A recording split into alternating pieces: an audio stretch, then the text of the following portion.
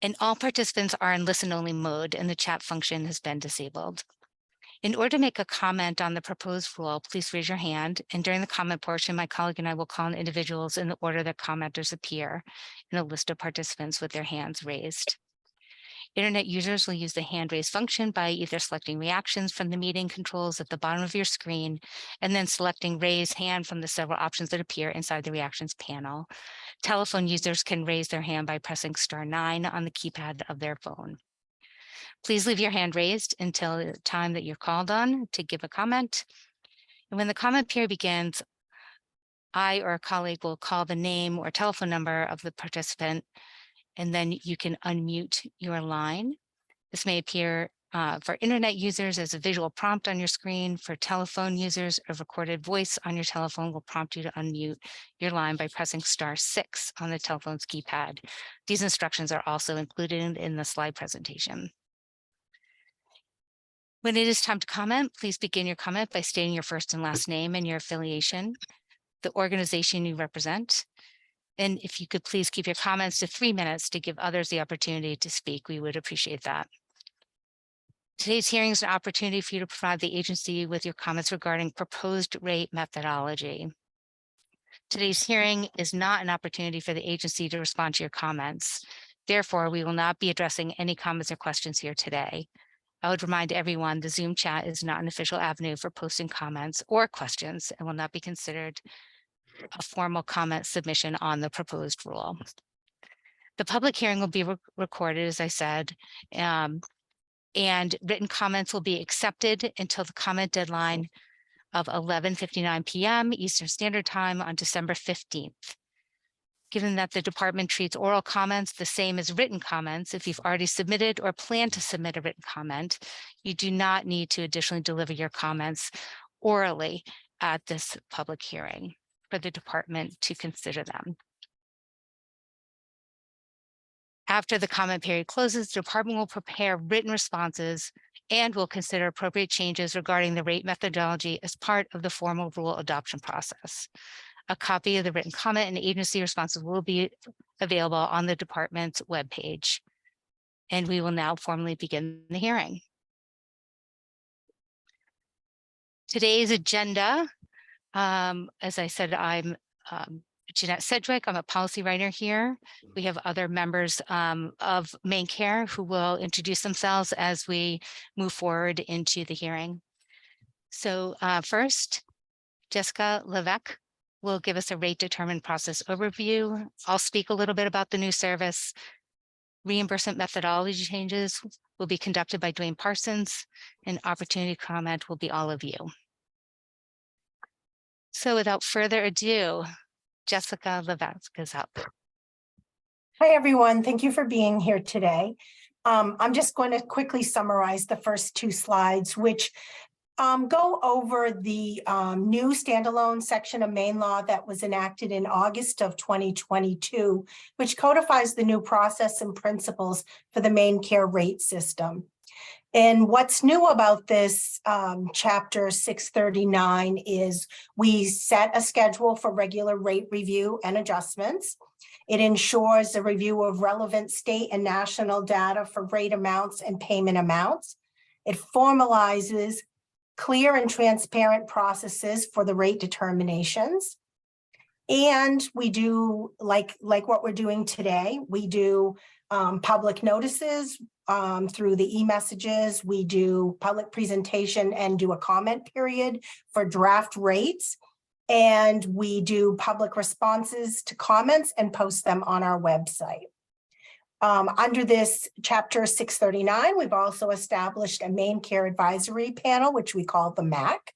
We have a technical advisory panel, which we call the TAP. And once the TAP is, I'm on to the segue to the next slide. Once the TAP is consulted, the department shares the proposed schedule with the department on the public's department website. We provide a public forum for interested stakeholders to review those comments. We provide a summary of comments on the department's public webpage and also conduct off-schedule rate determinations as the department would determine appropriate. So we go over this as it's a new law, chapter 639, and that's one of the reasons why I just wanted to say that we're here today and you have the opportunity to see the draft rates and have public comment made, and we will post those for you. Jeanette, I wanted to mention that Dwayne is unexpectedly not on the call. Peter will be presenting for him. Thank you. Terrific. Thank you so much. So at this point, I'd like to have Peter introduce himself and oh, my apologies, my turn. So I can talk to you a little bit about the comprehensive exam and what it is. And as I understand it, many of you on the call actually do this Jeanette? exam. Yes. Oh, great. You can hear me. Can somebody please email me a copy of this presentation or send me a link so I can look it over and familiarize myself with what I need to present? Sure. And that would be great. And I also, while you're doing that, Jeanette, I wanted to provide a very important clarification. Jeanette referred to this as a public hearing. It is not a public hearing. A public hearing is an official term that is used for proposed rules. And there is no proposed rule yet either. A rule will be proposed later, and there will be a public hearing later. What this meeting is being done pursuant not to the Administrative Procedures Act, which governs rulemaking, but what's going on today is pursuant to Chapter 639, which is the law that Jessica just referred to. And what we do is it's sort of a more informal process. It's not a rulemaking, not a public hearing, but we present to the public the draft rate model. We don't call it a proposed rate model because proposed, that word is really for rulemaking, proposed rule. So this is a draft rate model that we will be proposing to you today, and explaining and walking you through so that you can then provide written comments to us. And then we will summarize and post a summary of those comments. And only then does the proposed rule and the public hearing process occurs after that.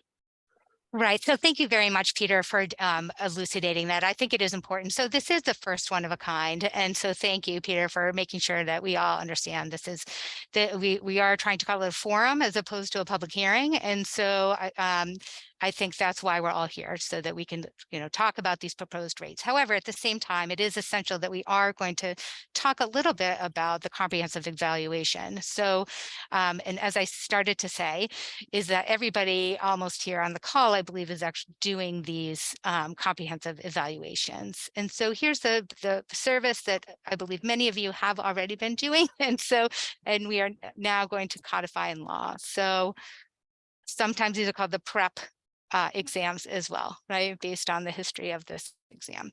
So referral and intake, a medical exam, in-person exam, a record review, and a report generation. The second component of the comprehensive evaluation is the psychosocial evaluation. There's an in-person interview with the child, appropriate screens as determined by the evaluator, record review, interview with the foster parents, other caregivers, and again, report generation. This also includes follow-up evaluations 6 to 8 months after completion of the initial evaluation. So Peter, this is the point at which we were going to hand over, and I'm hoping somebody was able to give you a copy of the presentation. We have here the draft reimbursement methodology, the bundled rate here in hours. And I can actually just skip this. This slide is also coming up further up. And here are some of the things that, Peter, you might be able to discuss based on rate settings policies, the draft reimbursement methodology, wage assumptions. If you wouldn't mind addressing those, Peter. Oh, you're on mute. Actually, so can you go back to the other slide? I can. It's also down here as well. Okay, so let me just ask first. So some of you have been on calls with Burns and Associates, our vendor who handles a lot of these rates. And as they often say when they present, hey, people are most interested in how it ends. Tell me the rate first, and then tell me how you came up with it.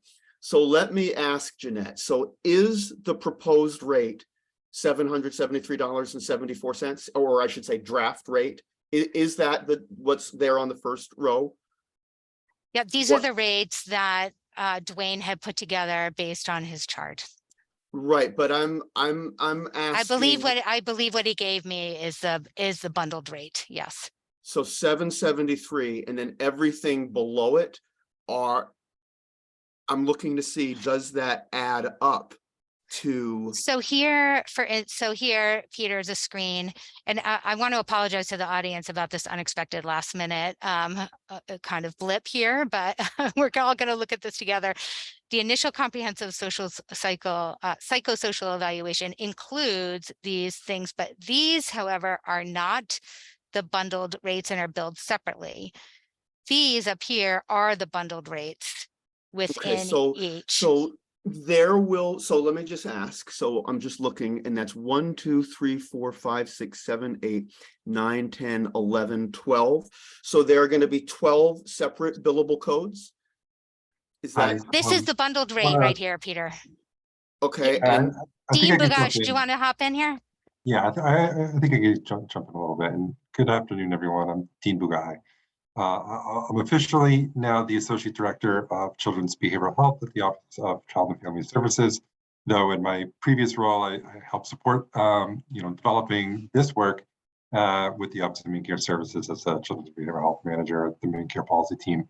So, yeah, let me jump in and see if I can help out, and we can kind of go from there. So when we thought about the foster care evaluation, formerly known as PrEP, that we're looking to develop as a meekly reimbursable service, what we really looked at is, what are all the different components that are, a part of the service in terms of the, various activities that are involved with that. And then is there ways to directly reimburse, or do we need to think about things a little bit differently? And as we, started to look at the various activities, there are some pieces that are very clearly directly Medicaid reimbursable activities, in terms of there's an exact CPT code, available, priced by Medicare, things like that, that we can kind of point to. And those are some of the services that are, I think on a slide below that we can talk about. And for other services, though, there's a little bit less clarity in terms of having a specific line to reimburse. So what we wanted to do was think about just the activities and look at kind of joining what we can together to look at a bundled rate component, and then sort of like a fee for service rate component for some of those other activities. So within the bundle, there's really two bundles. There's the initial bundle, and then there's a follow-up bundle. So a little bit hard to discern exactly from this line, but essentially line 2 is the initial bundle, and that is the rate for the bundle of services. So 773.74 is encompassing all the activities that are below. And and as you're kind of looking at it, the 6 to 8 month follow-up, that's a new bundle activity. So it's really those 1, 2, 3, 4, 5 components that are wrapped up into the 773.74. So when we're looking at this, and understanding the evaluation and the components that are put into that, there are certain activities like being able to have an admin be able to receive the referrals, look at doing some intake pieces, gathering child history, compiling that together for then the MD to start to take a look at for when they're doing their portion of the review. So there's time associated with that. Our estimated time was around 2.25 hours for the admin to be able to do that work, estimating an hourly cost of $30.79, And then which would be sort of that total cost of 8724 for those pieces. Along with that, there's two other pieces. There's the physician time to review the report and then prep for their examination. And then there's the clinical time for the LCSW, LCPC, what have you, to review the report before the MD review. And so the LCSW piece, as we kind of understand it in practice, it's really the time for the clinician to take a look over everything, make sure that all the pieces are there. We have all the components that are needed for the MD review. So relatively short order, in terms of what their review entails. And so it'd be around a quarter hour, for that work as an estimation. And then looking at the hourly cost of a clinician being around $39.33. So then the total cost of that, is really $39.33 divided by 4 for that quarter hour at the, $13.11. That's kind of how that was derived there. Next is the physician time to review the report, prep for the examination. We estimated around 2 total hours for those pieces. The hourly cost of the physician, looking at $132.60. So looking at a total cost of $353.60 for the MD time for that. And then there's the medical exam and report. And while we could have approached this in terms of, maybe looking at physician time of the specific evaluation using E&M codes, things like that.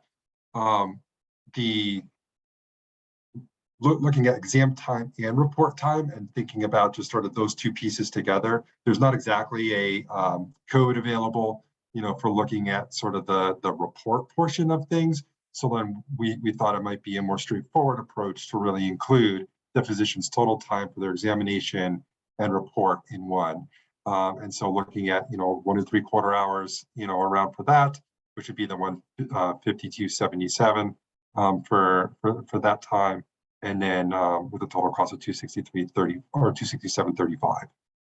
And then after that is the LCSW psychological report prep, which would be around an hour at the $39.33 as we saw above. So a total of $52.44. So kind of looking at all of that, that's how we pulled everything together to create an initial bundle that's really those sort of pieces that weren't very clearly covered elsewhere. So we thought it would be a bundle to kind of handle those pieces. And then if we want to, I think, go down to the next slide, perhaps, or maybe, yes. And then so for the actual clinician time doing their psychosocial evaluation, there very clearly are, codes that we can leverage to be able to look to for this. So this is where we, identified the 99 series codes to do that work, and then we have those priced at our standard percent of Medicare to be able to do that. And so that's sort of how we envisioned what the various service components would be of the assessment, how we thought about trying to build a rate together to cover everything that was very clearly outlined in terms of, HCPC or CPT coding versus maybe those pieces that weren't exactly clear that we wanted to try to pull together into that bundle rate, and then, have the clinician time specifically for these pieces here. Hopefully that's fairly straightforward and it makes sense to you all. And if not, we'd love to hear, your thoughts and comments around these things. Thank you so much, Dean. That really was helpful. We really, really appreciate it. So if for the comments, unless Dean, you'll have anything else to add to that, here are the guidelines again that I talked about initially in the meeting. And I am going to stop sharing my screen because unless anybody wants this up. Yeah. Yeah, Jenna, if you don't mind, before we do that, if you could just go back, because I didn't really talk about the follow-up and what goes into that. So if we could just go back up to the to the slide here. So looking at kind of fit from the bottom, the 68-month follow-up bundled rate. that rate is encompassing, sort of a total cost of that 423.06. So the way we sort of envision this is that there would be sort of two packages of those services, sort of the initial go around, for when the youth, is first presented to your offices. You would do the bundle at $773.74, then 6 to 8 months later, for the work, for the follow-up piece, it would be the 424 or 423.06. And, included in that time is, again, the admin time to gather and compile the history and report, over the past 6 to 8 months, the physician time to review the reports and prep for the exam itself, and then the following report that is culminated from that, and then the LCSW psychological, report prep itself. So think about those times as built into the follow-up piece as well. Great. Okay, I'll stop sharing so that I can see hands, and Sarah Fisher, my colleague, will also assist in calling on people. So we're happy to take oral comments, and just as a reminder, you're welcome to send those comments to me, and I will give you my email address and also actually pop that up on the screen one more time so that you have it. It's Jeanette with 2 N's Sedgwick at maine.gov. Right there. Okay. I saw Lindsay Tweed raise his hand first. If you want to unmute yourself, Lindsay. Yes, thank you. First of all, congratulations to Dean on his new position as Associate Director of CBHS. Condolences to OMS for losing Dean. Okay, actually, I just want to make sure, because my sense is that most of the questions you're going to be able to answer today are clarification questions. And actually, if you could share your screen again, I mean, there's those two kind of action slides, right? The one that had the bundled rate, and then the slide after that that had itemized, for lack of a better phrase, rate. Could we look at those again? And actually, I'm actually curious to the second one, if we could go to the second one of those two, the itemized one. Yeah, that one right there. This one here, this one, yeah. Yeah, okay, because an earlier slide had made the point that there's the medical exam. I'm not sure if I'm going to get the right phrase exactly right. The medical exam and the psychosocial evaluation. So this one here looks like an itemization of the psychosocial evaluation. So this is the billing by the LCSW? Yeah, so, and thanks for your question and clarification, Lindsay. What you're seeing here, the codes, is the time for the actual clinician evaluation, so the time that they're meeting with the youth, meeting with the parents. What you're seeing in the bundle is actually the time associated with actually creating and generating the report. Right. Yeah, so when we were kind of looking at building this, it was very clear that we had some pieces that were very directly reimbursable that had codes associated, but then we didn't have that really clear report time. So then we said, okay, well, let's take a look at that. It's going to happen for the initial and the follow-up anyway. Let's look at bundling those pieces, and then they can build their time as they potentially normally would right through this mechanism. Yeah. Right. So the bundled rate is right for the parts of the evaluation that are not otherwise directly billable.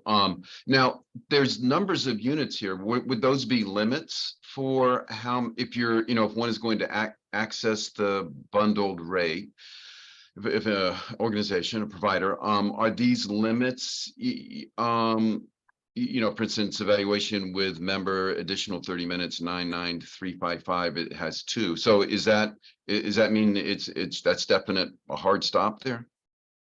I wouldn't say it's a definite hard stop, but I think in terms of what we were envisioning, in terms of just sort of the service generally, I think we kind of estimated that it could be, maybe upwards of around 15 hours, just generally, but, encompassing all components of the initial assessment, okay. Somewhere around there.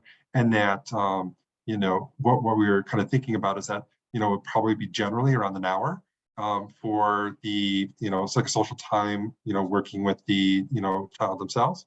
Actually 2 hours for that. So the initial first hour and then the 30 minutes. So up to 2 hours for that, portion.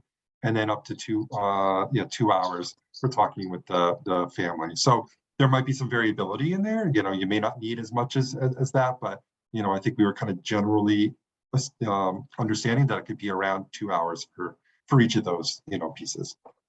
Okay, and since this is our only chance to ask questions, we're going to ask questions more vigorously than we otherwise kind of would. So I think so. If it's an unusually complicated situation, maybe an older teen that's got a very extensive history. So if the additional time turned out to be 2 hours, which would be 4 units, the provider. My sense from what you're saying is the provider would be reimbursed for that patient for those extra units. Although if they routinely, maybe what you're saying is that they routinely averaged more than 2 of those, you might have a discussion or something. Is that kind of the way that those numbers of units function, if you will? Yeah. And so, right. So I think, kind of generally, and quite honestly, I think some of the questions are sort of getting into what perhaps the policy would say and what the policy limits would read. And Right. And that probably would be a discussion for, potentially a different day in terms of whether, I see. an hour is enough or 2 hours isn't enough, or if there's situations where you might need 3 hours. Okay. I think today we really want to focus on the methodology itself. Okay. But, just as you're seeing the numbers in front of you, what we were kind of thinking was that, well, geez, most members might need an hour, they might need up to 2. But does that preclude, from being able to potentially do, 2.5 hours or 3 hours or things like that if it's needed? I suppose that's possible, and that's something we can, address, when we're doing the formal rulemaking. Okay, that's a great point. Okay, so I didn't understand that at first, so thanks for that. So, right, because this is this new process, as Jennifer was pointing out, and so this is a kind of the chapter you're putting out here, this draft of the chapter 3, not so much the chapter 2, I think you were saying, right? Right. Yeah. Okay, great. That's helpful to know. And okay, and this is kind of a sample because this would be for the LCSW. There'd be an equivalent slide for the physician, right? Or no, is that wrong? Or no, and actually, I'm not deep enough into billing to know if the physicians and the LCSWs use the same codes. Maybe they do. They don't, no. And so the physician time is built up into the bundle. So Okay. yeah, All so right. that way you can kind of see how that's sort of drawn out. Okay, and then this is my last clarifying question. Can we go back up one slide upstream to that bundled part?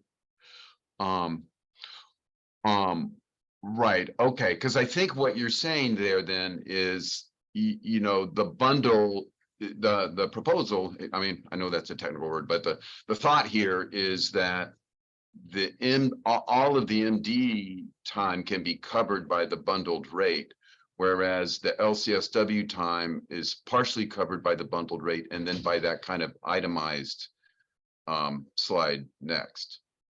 Is that sound right? Yeah. Okay, great. Thank you. That's super helpful.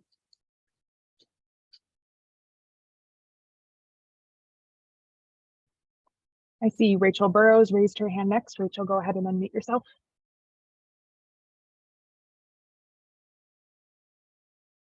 Hi, I'm Rachel Burrows. I'm a psychologist working in the prep program at the Ed Minervin Pediatric Center. And I guess I'll say my question and my comment is, I'm not sure if you can answer it, but it looks like the proposal is talking only about LCSW or LCPC, sort of psychosocial assessments. And certainly it has been our practice to use psychologists. The AAP put out some guidance about comprehensive assessments, and they talk about, an essential component being an evaluation of the child's development, educational status, like including things like gross motor skills, fine motor skills, cognition, language, and we, that seems to fall in that psychologist's bailiwick. So I guess my comments are, had you considered that, or how does that fit in here? And then also, well, I suppose I'll leave it there. Yeah, I think that's a great question. I think initially when we were kind of envisioning this, we were really thinking about it being more of the psychosocial LCSW time. But if you're feeling like there's, time that's appropriate for a psychologist to do any particular aspect that you feel like is appropriate to be built into sort of the scope of that service, as opposed to maybe billing their time separately for their components of what they're doing for their specific assessments. I think that could be some feedback that we'd like to hear through the process. This is my first time participating in this process. So when and how is a good time to sort of provide that feedback or kind of discuss how, I don't know if there's a way to discuss sort of how we came up with that being an important portion, or, talking about what's in the guidance from the AAP, or how we meet that. How do we do that?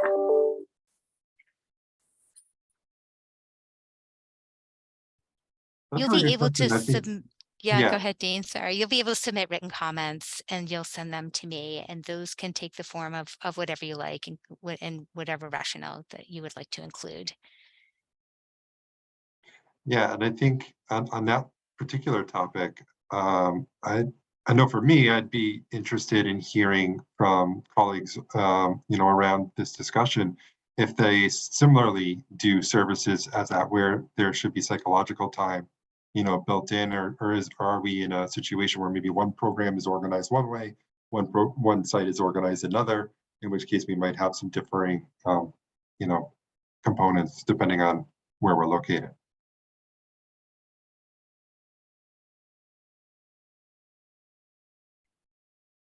And also, it sounds like maybe there's not an opportunity for it, but if there was any opportunity for some conversation, I would love to be part of that too. It's kind of, sometimes it's hard to provide in a written comment, not knowing what went into your considerations around, limiting it or choosing to go more with that psychosocial assessment.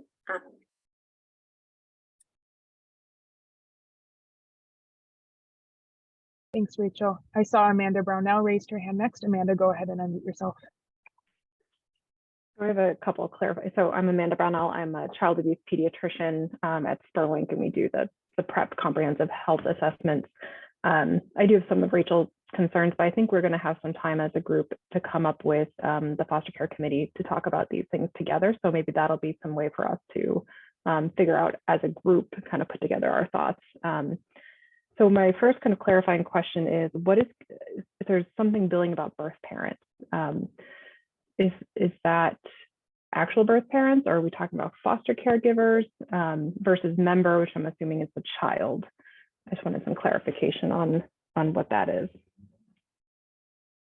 I think I can answer this, Dean, unless you want to jump in, but there is a small part of the policy for one of the exams, but not both, for an interview with a birth parent, if that's available and applicable.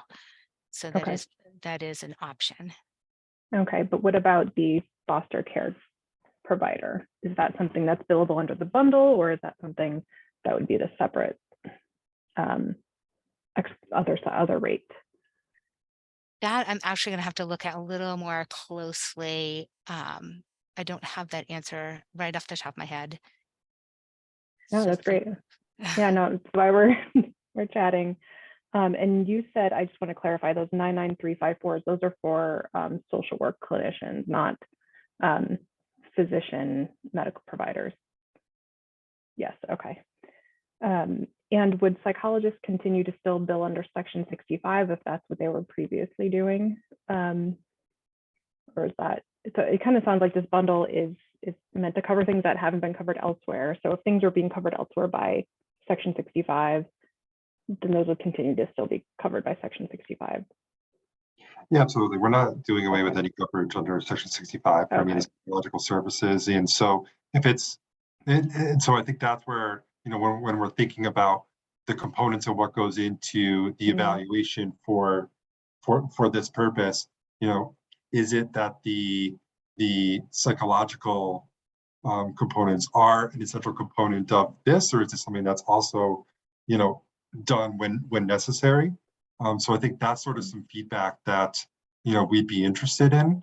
But it absolutely can and should be continue to be reimbursed under Section 65.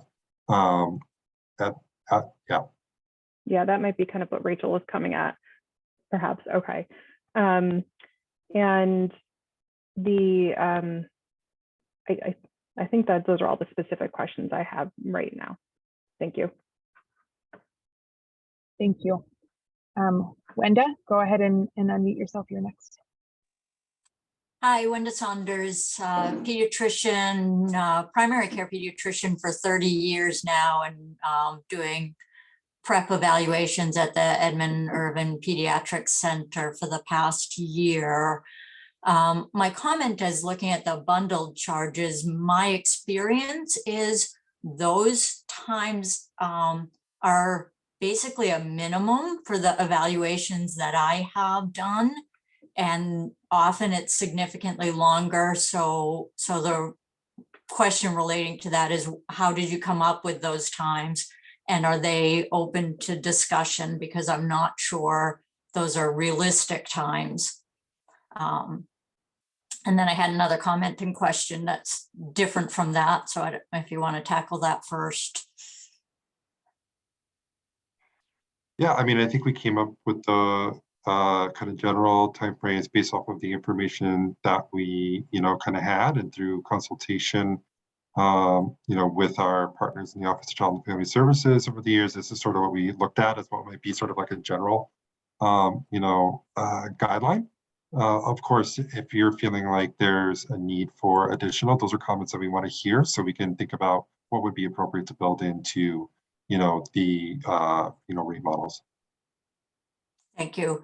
And my other comment is, and I don't know if this is universal with other of the PrEP type clinics, our clinic does a team meeting as part of the initial evaluation. The team meeting is the physician, the behavioral health professional, in our case, the psychologist, and a staff member who helps with creating that preliminary report. I have to say that team meeting is part of why I joined the PrEP clinic, that collaboration and the benefits to the child by having the mental, behavioral health and physical part actually put together, because I think we've all finally realized that those are not separate parts of people. And so the benefit of that team meeting is huge, in my opinion. But that is not, to my knowledge, accounted for anywhere in your bundled fee for the MD time. I guess the psychologist could potentially be billing hourly, but you didn't provide that option for the physician. So I would hate to see that team meeting disappear, but unfortunately, if we go to that bundled payment as it is, it's not reimbursable and therefore not sustainable. Thank you. I appreciate that comment. And again, to you and any of the colleagues on the line, if that team meeting is something that is integral to, all of your sites that are doing this service, please make note of it so we can, consider it for a review of the rate model. Thank you. Thank you. And I sincerely apologize if I've mispronounced anyone's name thus far, and for anyone moving forward. Jenka Adams, you're next. Hey there. So I'm Jenka Adams. I'm Associate Director of Accounts Receivable at PCHC. And I do have a couple of questions. The first one being, and I apologize because I'm not familiar with this section of policy, but we would like to see this bundle added to Section 31 for FQHCs. PCHC is doing this service and we would like to be reimbursed accordingly. The second one that I don't know if anyone's taken this into consideration, but 99354 through 57 is deleted as of January 1st, 2023. So that code will no longer be valid in January.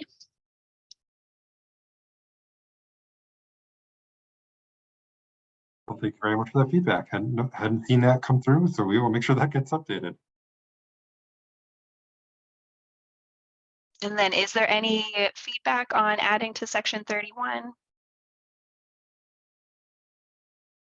I don't think that's anything that I'm prepared to answer to today, but I think that's certainly, a consideration that the department can take. And Janka, this is Peter Kraut back on, and sorry, I had just taken a bite of a sandwich. You were on the call yesterday about FQHC rebasing. I mean, so we will certainly consider your comment, but I would note that if an FQHC were to bill this under this section of policy, we would not be able to, well, those costs would have to be backed out of the T1015 rate.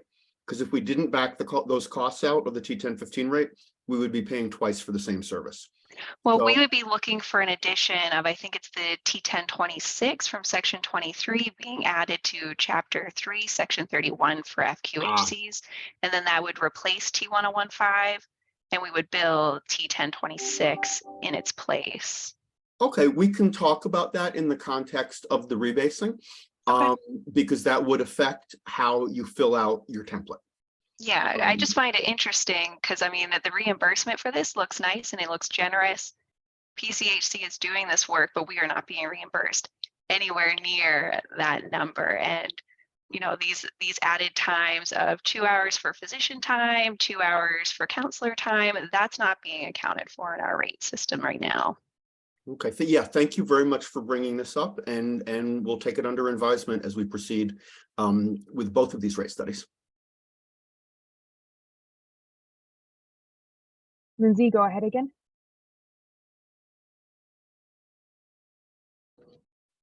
Hi, this is really in a lot of ways a follow-up to Rachel's earlier question and Dean's response. I just want to make sure I understand it. Right, so Dean, you were saying, and also in response to Amanda, I think, that if a provider was billing for psychology evaluation under section 65, they could continue doing that. We don't have a mental health license. We bill under a hospital license. So we bill for psychological evaluation under something. I should know this, maybe 45, but presumably we could keep doing that. And actually, unfortunately, I don't know. And because I guess the psychological evaluation codes include time to review material anyway, so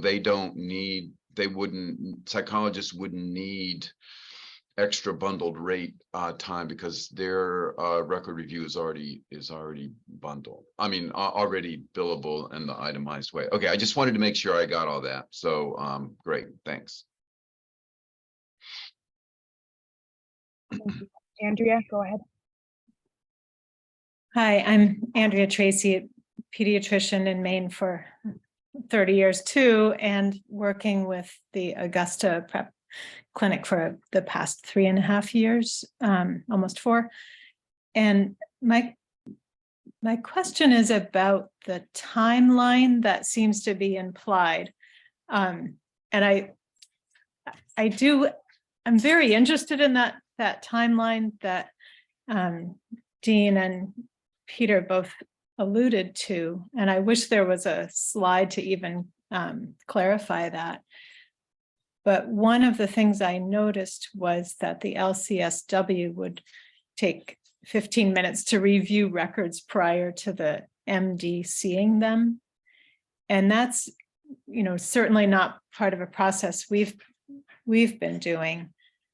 And I'm really just curious how that idea came to be and how it is envisioned.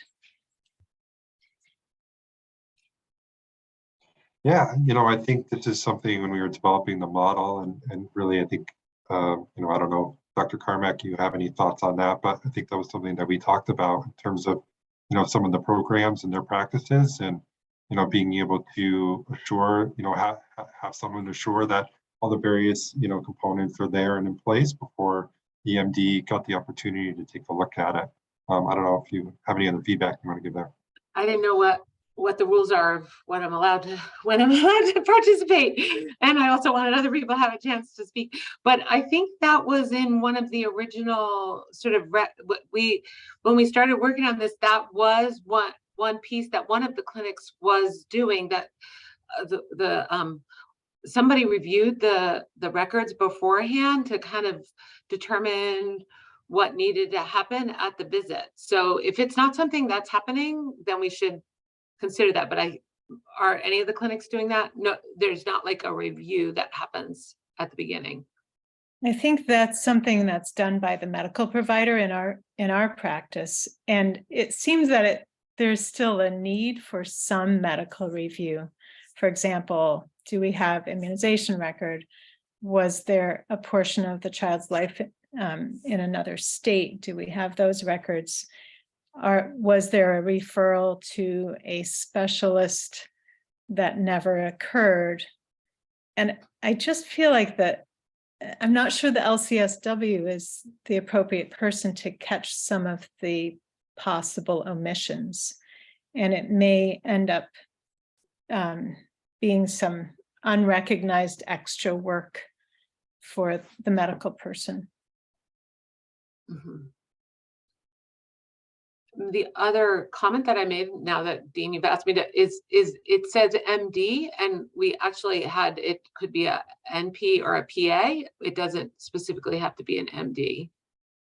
And we did talk quite a bit about psychologists too. So now that you've asked me, so I don't know whether the psychologist should be like you had out the LCSW. It should have had comments about the psychologist. So I did, for our psychology colleagues here, I didn't want it to be understood that we not wanted to have psychologists involved, because I'm aware we wanted it so that if the idea is so, because some health centers have psychologists, some have LCSWs, we want to be able to use some of the resources in our communities, have some flexibility there.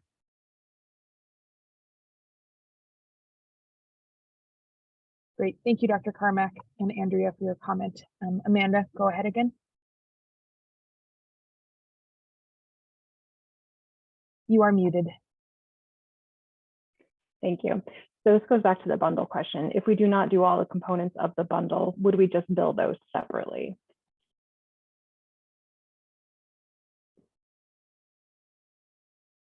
Interesting question. I think it'd be helpful to get a little bit more granular in terms of, what components you might not do, so we, can understand that and take a look at it. Okay.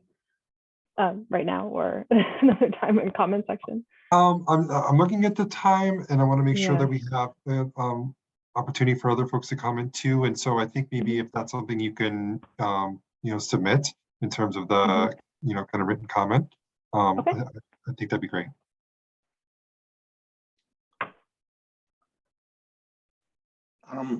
Can I make a comment? So I'm Steve Meister, and I think the reason that we chose to use a psychologist and not an LCSW is because this is not a treatment program, and it's not a care management program, at least from my perspective. It's an evaluation program.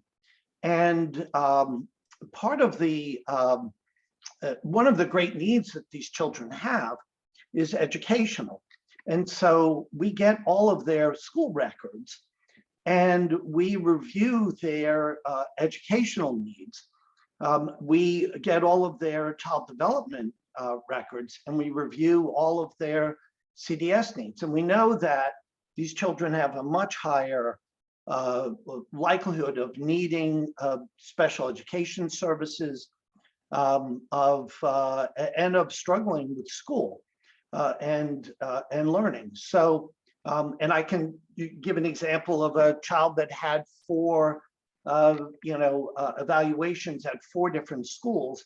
The records never followed, And they thought maybe there was something with this child. And we finally saw the child, and he wasn't getting any special education services, and he really needed them. So, so that's, I think, one reason to use a psychologist and not an LCSW, because the LCSWs don't have any training in education and developmental evaluations. I know that the idea is to use screening tools, but when we look at when I looked years ago at children coming into foster care who are under age 5, we had incredibly high rates of developmental delay. And we know now that the developmental delay is both because children with developmental delays are more likely to experience abuse and neglect, and that's well documented. And children who are neglected are more likely to have developmental delays. So it's a chicken and an egg. And the psychologists are particularly expert at evaluating that. And then when you go to school 5 up to 18, many of these children have struggled at school. And so having a psychologist involved, I think my experiences really helps. The third reason is, when we think about our customers for these reports, when I first started doing this, I thought our customers were the resource parents, the caseworkers, and the children. And what I learned is that the courts are a major customer of our services and our reports, and the judges and the attorney generals use not only the reports, but they oftentimes will call the psychologist to court to comment on the child's situation. The reason we chose not to use psychiatrists is because this isn't about management. This is more about traumatic stress and understanding the impact of traumatic stress on learning and development. LCSWs don't have that expertise. Psychiatrists are focused mostly on medications. And so that was the logic for using a PhD. And I think that's a strength.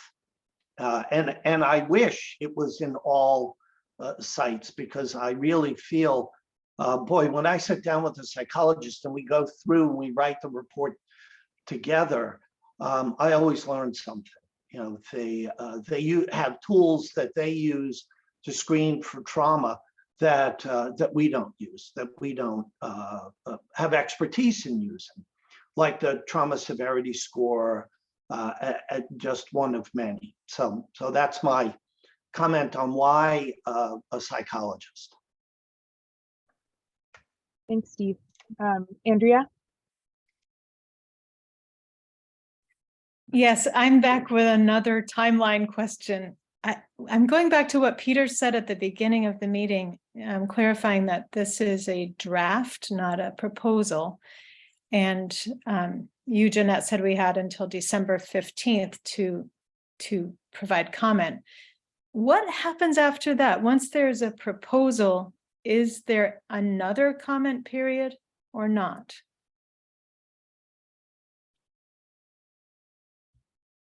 That's a wonderful question. And because this is a new law, I don't think that a secondary comment forum is written into the law. But I will say that, just like in the other public hearings, that once comments are submitted, they're very carefully reviewed and considered, and then the department internally takes a look at those comments and decides whether or not they want to adopt any of those recommendations, and they will explain that rationale in the comments. So that is how the law is written right now. Well, and a slightly different interpretation of what may be possible. I mean, what the the law is really specific to our process around rates. But what's becoming very apparent through this discussion is you're talking about the service design. You know, where's the line between service design and rate? I mean, the rate assumed a certain number of hours based on service assumptions. And what everybody is providing here, you know, is really robust input on what those assumptions should be. So, you know, one of the things that's for those of you who have been through the rulemaking processes before is, you know, that once we propose the rules, we're forbidden from having any interaction with you during the public comment period, which is an interesting dynamic and something that here it's just wonderful that we can share with you and discuss with you these assumptions rather than having that firewall. So yeah, I mean, I think, you know, please get us your comments by the 15th or whatever we had said the deadline was. And we'll see what they are and whether or not there can be more discussion at that point. Dean and Jeanette, I mean, I don't think we'd want to take it entirely off the table. I don't think we're prohibited from further conversation. I mean, it's really only when the rules proposed that we're prohibited from further conversation. So, I mean, you know, we want to get this right. And your input is crucial to getting it right. Jeanette, Dean, does that sound like a sort of reasonable? Yeah, I do think that I did. And I appreciate the comment too, that we really do want everybody's input. And I think that needs to be an internal conversation about how the department is looking at this new rule and kind of what the procedures will be. But we'll definitely keep in touch about that with all of you. But in the meantime, we definitely do look forward to receiving your comments and being able to look at them. And then again, we also look forward to opening up, you know, chapter 2 for those conversations about the actual, you know, the policy itself as well. Were there any more questions? Because we're just about at 1. We're happy to take more comments and questions. I had one more comment that I wanted to make. And the first is I want to say hi, Peter, and I hope you're well. Haven't long time no see. In a long time. Very long, yeah. And I apologize for coming in late. You know, we're in and out, and but I wanted to ask, you know, we expend a lot of resources collecting records, and I know Andrea was talking about that earlier, and I looked at the OCFS's rules, and they seem to expect the DHS caseworkers to collect all of the medical, educational, mental health, and dental records.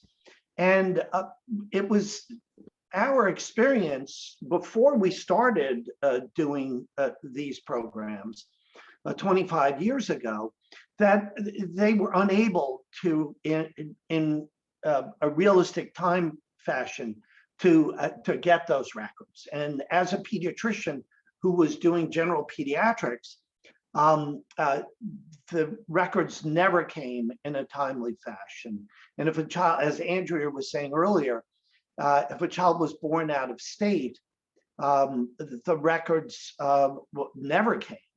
And so, and we're able to do that at the pediatric center. We're able to get those records, in part because we've had this contract. When we talked years ago with, and I'm talking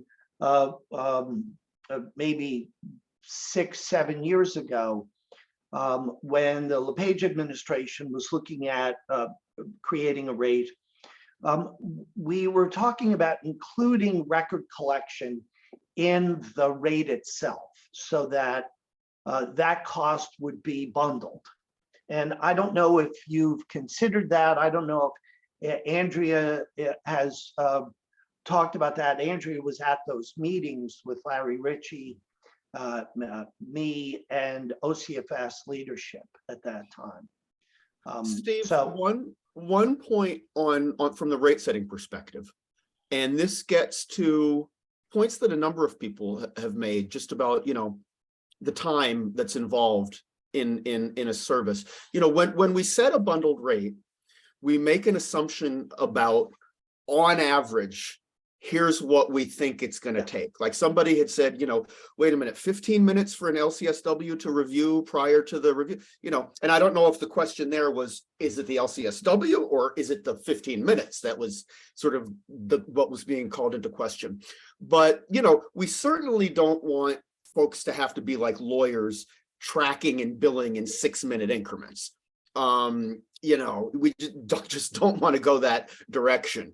And so bundling is that's why the bundled approach in general.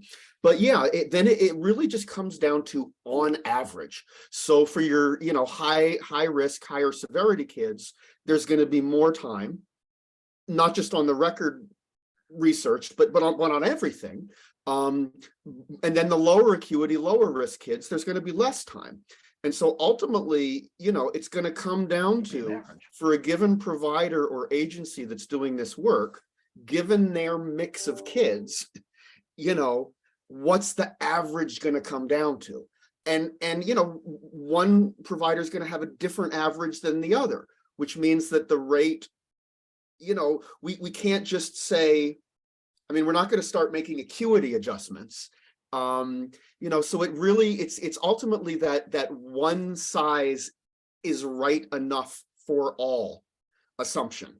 And it's hard and to do that. And that's why with a lot of rate studies, we do surveys from the providers to see how wide is the distribution, how wide is the variation in terms of time, in terms of staffing, in terms of wages, so on and so forth.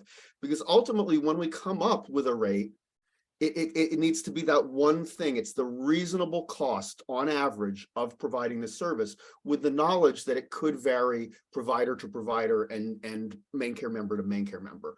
So again, the input that we get from you helps us figure out what is that right average assumption. Thanks, Peter, and thanks, Steve. Just a reminder, if you do have a comment, please raise your hand and I will call on you in the order that your hand is raised. I also am cognizant that we are over time. Jeanette, is there time for a few more comments, or should we have folks email those in? You are muted, Jeanette. Thank you. Potentially we can get more comments from people who have not yet commented. That might be a good way to start. And then feel free to stay over, anybody who can. We had originally scheduled 1 hour, but we're happy to take more comments again on the rate methodology. I will let Lindsay go ahead. He's had his hand raised for a while. If there's anyone who hasn't commented, go ahead and I will call on you as well. But Lindsay, go ahead in the meantime. Thanks. It's actually a follow-up to Andrea's question and our OMS colleagues' answers. So, right. So we understand it's a new law. You're still developing the processes. Because, there's, so, and this is basically, right, this draft is basically a Chapter 3 draft on the one hand. And there was a little bit, it sounds like, of unknowingness, which is understandable, about whether and when you'll take Chapter 2 comments. So in some ways, and also I think some statement that actually you might be open. So I think actually we're going to try, unless you object strenuously, we're going to try and make some proactive Chapter 2 comments, unless unless there's a concern about that, as well as the Chapter 3. Does that make sense? It does make sense, and clearly here in this, they are connected as well. And Dr. Carmack, I invite you to chip in at any time. I had meant to say that in the very beginning, but yeah, absolutely. In this particular case, Chapter 2 and Chapter 3 are very intertwined, and of course, we need to talk about the two of those together. But in trying to steer you in one direction, we're just trying to make sure that we fulfill our obligations under the new law. Yeah. Okay, and I have to go see a patient, but thanks for this discussion. I appreciate it. Thank you. Rachel, go ahead. I was just going to ask, are you planning to poll or gather any of that data at all about time spent or how the different programs are doing the service now?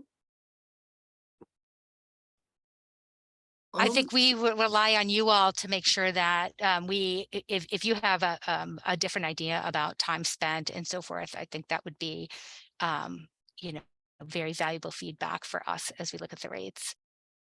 And then my last comment was I would love if there was another opportunity for discussion as adjustments are made or as you're making revisions, just to have another look at it once those are done. An opportunity to get feedback.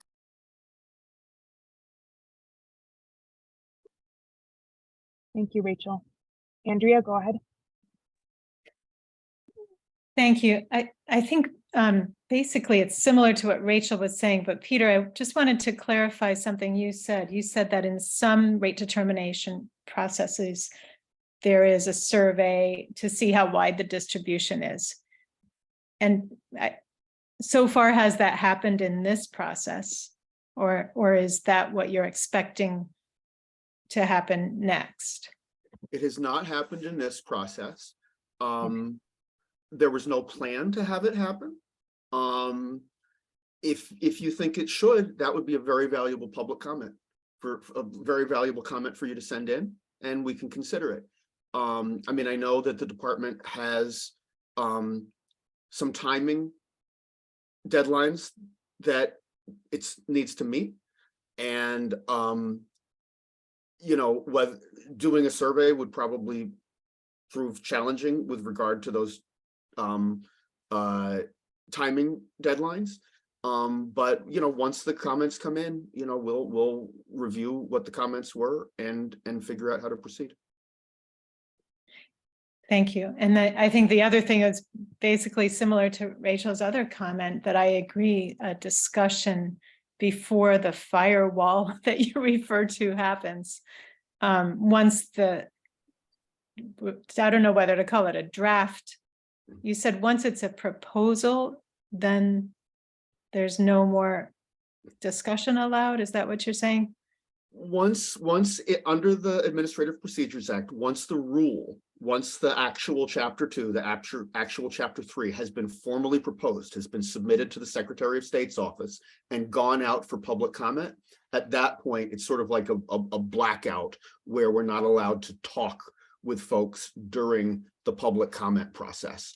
And we're not allowed to speak of it until we've written the formal response to comment. Dean, have I got that right? Yeah, I think that's pretty accurate, but you know, we're not there yet. And so we're doing this as sort of pre-work, both to comply with our own law, the Chapter 639, but to really get your thoughts and feedback and input into what these rates should look like. And then following this process, then we will have some, you know, hopefully a good product to move forward through the Administrative Procedures Act process in the formal rulemaking. And at that point, that's when we wouldn't be able to have a lot of back and forth conversation on details, you know, specifically. But, you know, we're not there yet in terms of, you know, that piece. So if it's something that, you know, we collectively, you know, feel is important and want to do as a group, you know, I can't necessarily commit the department to doing that just because I'm no longer in a role that, you know, would, you know, that I could speak for, but, you know, I think that's, you know, a conversation to have and to be considered. And Andrea, on the survey question, I mean, I would be surprised if we have time to go that route. So if there is data you want us to have about how much time different components of the bundle take you and who is performing them, these comments that you give us now is the appropriate time for you to give us that information sort of in lieu of a survey. I think instead of a survey, it would be a good idea for each of the clinics to do that, because we're only talking about 3 places that are doing the work, and they could, you know, put sort of in a report form, you know, just in a statement form, and get that to you before December 15th is what you're saying, Jeanette, correct? And Peter?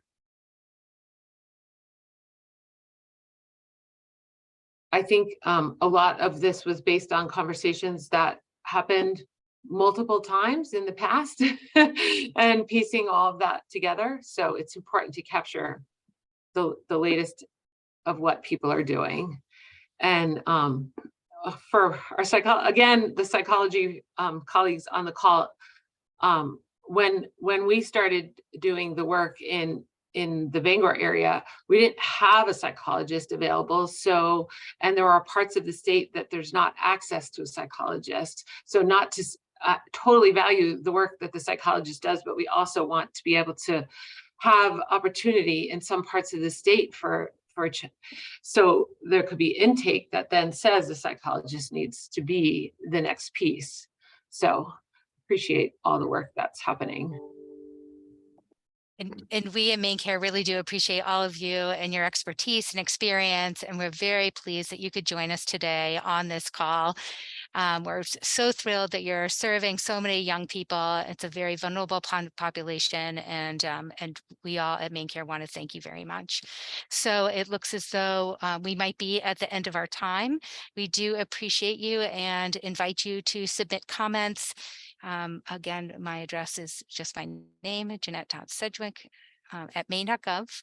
And I want to thank also all of my MaineCare colleagues for participating, and we hope to see all of you very soon. Thank you.